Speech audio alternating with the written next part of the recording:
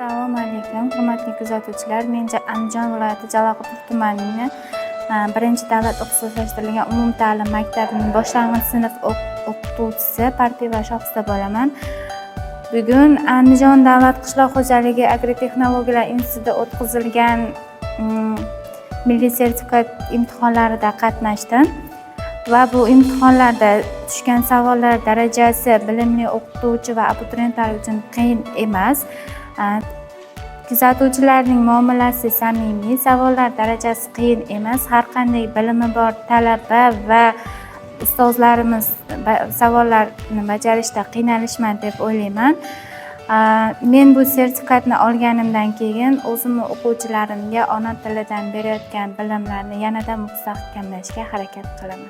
Barcha talabgor ustozlarimizga kelajakda yoshlarga bilim berishlarida milliy sertifikat imtihonlaridan muvaffaqiyatli o'tib, ularni bilim berishlariga, o'quvchilarni yanada yangi bilimlar bilan boyitishlariga omad tilab qolaman. Abituriyentlarimizga esa oliy ta'lim muassasalariga kirishda zafarlar tilayman.